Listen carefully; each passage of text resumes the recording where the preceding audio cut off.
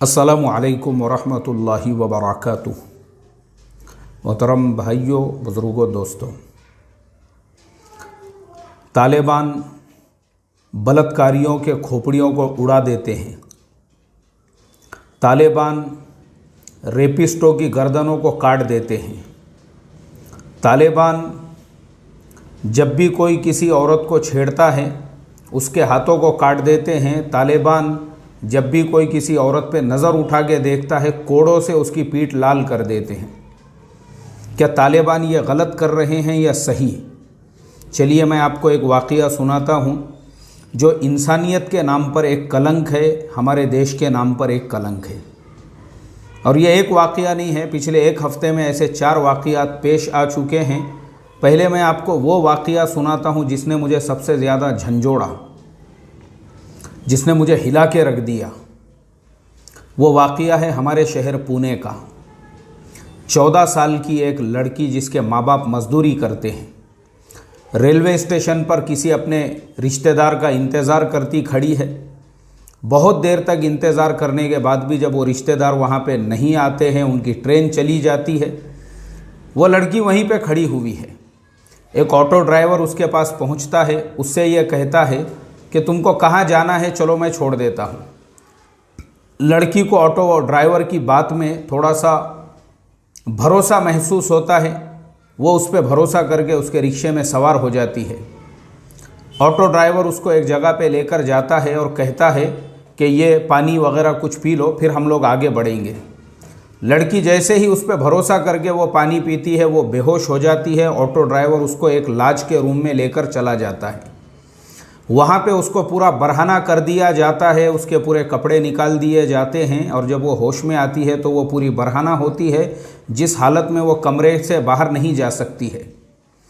वो दरिंदा auto driver उस लड़की से मुंह काला करता है और उसके बाद अपने यारों को, अपने दोस्तों को, अपनी पहचान वालों को 24 घंटे तक उस लड़की के साथ में 12 भेड़िए उसको अपनी हवस का शिकार बनाते हैं। 12 भेड़िए, 12 दरिंदे उस लड़की पे जुल्म और सितम ढाते हैं और जब वो टूट जाती है पूरी तरह से, 24 घंटे के बाद वही वहशी जानवर ऑटो ड्राइवर उस लड़की को अपने रिक्शे में बिठाता है और मुंबई जाने वाली एक ट्रेन में बिठा के छोड़ देता है। वो लड़की पूरी तरह से निढाल हो चुकी है। दादर रेलवे स्टेशन पर वो जब पहुंचती है, वहां पे पहुंचने के बाद फिर वो एक दीवार को टेक लगा के बैठ जाती है। स्टेशन पे सफाई करने वाला एक कर्मचारी उसको देखता है। आपको इंसानियत पे शर्म आएगी, शर्म अपने इंसान होने पर। हम जो अपने आप को इंसान कहलाते हैं, इस पे शर्म आएगी कि वो सफाई करने वाला जो कर्मचारी है उस निढाल लड़की को सहारा देने की बजाय अपने साथ उसको सहारे के नाम पे लेकर जाता है और वो भी उसके साथ में वही करता है जो पुणे में ऑलरेडी 12 दरिंदे उसके साथ कर चुके थे।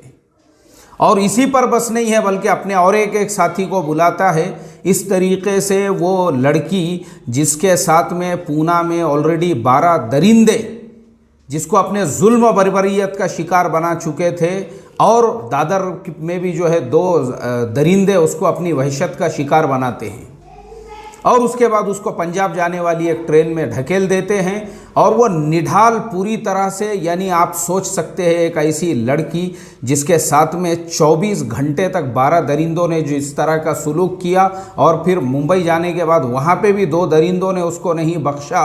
वो पंजाब जाने तक 48 घंटे ट्रेन में सफ़र करके जब वहाँ पहुँचती है, वो बिल्कुल यानी अपने आप से बाहर हो चुकी है, यानी वो होश में ही नहीं है।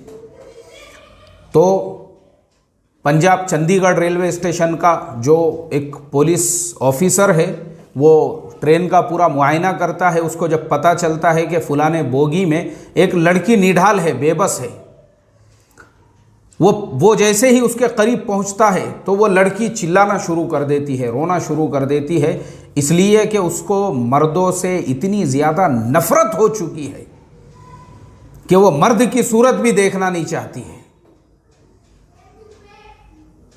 तो वो जो पुलिस ऑफिसर है, फिर वो जो लोग चाइल्ड होम चलाते हैं, प्रोटेक्शन का जो औरतें काम करती है, वैसे एक चाइल्ड होम को कॉल करता है और फ़ौरन वहाँ से एक लेडीज़ आती है, वो उस लड़की को उठाती है, उसको खिलाते पिलाते अपने चाइल्ड होम ले जाती है। उसको पूरे कॉन्फिडेंस, क्योंकि उसकी हालत देखते ही वो औरत समझ जाती है कि इसके साथ में बहुत बुरा हुआ है। और जब वो उससे पूछती है तो वो लड़की अपनी दर्द भरी कहानी सुनाती है, और वो लड़की ये कहती है कि किस तरीके से पूना में उसको 12 दरिंदों ने अपनी दरिंदियत का और अपने जुल्म बर्बरियत का शिकार बनाए, और उसके बाद दादर में उसके साथ में क्या हुआ। फिर ये सारे डिटेल्स जब वो चंडीगढ़ रेलवे पुलिस के संज्ञान में, उनके नॉलेज में ये सारी बातें जब आती है, तो वो फ़ौरन महाराष्ट्र पुलिस से कांटेक्ट करते हैं और उनको ये सारी बातें जो है पहुंचाते हैं कि इस तरह से महाराष्ट्र में ये केस हुआ है। उसके बाद पूना पुलिस हरकत में आ जाती है और वो तलाश शुरू कर देती है कि वो ऑटो ड्राइवर कौन था जिसने इसको अपने साथ में बिठा के लेकर गया। अब सीसीटीवी जो है, तकरीबन 400 से ज़्यादा सीसीटीवीज़ को पुणे पुलिस चेक करती है कि किसी तरह से उनको कोई लिंक मिल जाए। तो पता चलता है कि जो रेलवे स्टेशन का जो सीसीटीवी है उसमें वो लड़की खड़ी हुई नज़र आती है। फिर थोड़ी देर के बाद में एक आदमी उसके पास पहुंचता है, उसको बातचीत करता है, उसको कॉन्फिडेंस में लेता है और अपने साथ जिस रिक्शे तक लेकर जाता है, फिर उस रिक्शे का नंबर वो कैमरे में कैप्चर हो जाता है।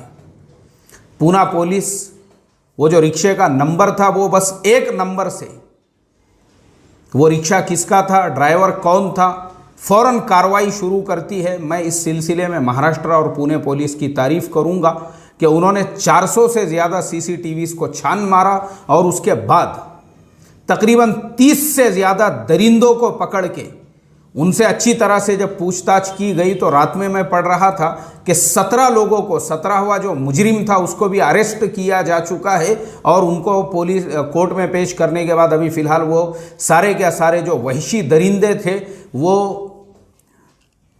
पुलिस की कस्टडी के अंदर हैं। आज वो लड़की मुंबई के अंदर एक हॉस्पिटल में एडमिट है और जैसे ही वो किसी मर्द को अपने करीब में देखती है, चाहे वो डॉक्टर हो या कोई भी हो, वो चिल्लाना शुरू कर देती है। इसलिए आज उस लड़की की देखरेख करने के लिए सिर्फ लेडीज़ डॉक्टर हैं। यहाँ तक कि उसकी सिक्योरिटी गार्ड के लिए भी जो पुलिस तैनात की गई है वो भी लेडीज़ पुलिस है। आप मुझे बताओ, हम किस समाज में रह रहे हैं? ये सिर्फ पूना या मुंबई का वाक़या नहीं है, बल्कि मुंबई में एक और वाक़या, साकीनाका एरिया में एक औरत के प्राइवेट पार्ट के अंदर रॉड घुसेड़ दी जाती है और वो औरत रात में मर चुकी है। क्या ये हमारे लिए शर्मनाक नहीं है? हम इंसान हैं, मुझे जवाब दो आप। हम इंसान हैं क्या? हम इंसान कहलाने के लायक है क्या? और सिर्फ ये मुंबई और पुणे का वाक़या नहीं है। हैदराबाद में 6 साल की लड़की, 10 लाख रुपये हैदराबाद पुलिस ने उसके ऊपर इनाम रखा और वो 10 लाख रुपये जो इनाम रखा है वो उसके बाद अभी रात में पढ़ने के लिए मिला कि वो रेलवे ट्रैक के पे ऊपर मरा हुआ मिला वो लड़का जिसने इस तरह से उस लड़की के साथ किया। मुझे आप बताइए, हम इंसान कहलाने के लायक है क्या?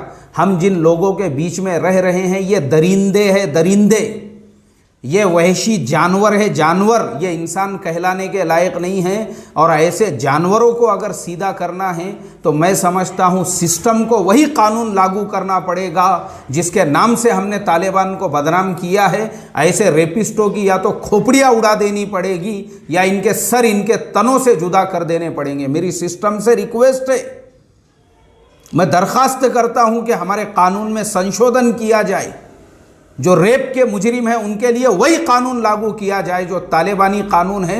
2-4 की गर्दनें उड़ाओ ना आप, उड़ाओ 2-4 की गर्दनें और 2-4 की खोपड़ियों के भेजे निकाल दो। उसके बाद देखो आप देश में कैसे रेप होता है, उसके बाद में देखो आप, क्योंकि ये इसी लायक है। हम जिनके बीच में जी रहे हैं इंसान कहलाने के लायक नहीं है, ये दरिंदे, ये वहशी जानवर। इसलिए बस इतनी रिक्वेस्ट करूँगा, अल्लाह के वास्ते अपने बहनों की, अपने बेटियों की और अपने मासूम बच्चों की हिफाजत करो। अस्सलामु अलैकुम वरहमतुल्लाहि वबरकातुहू।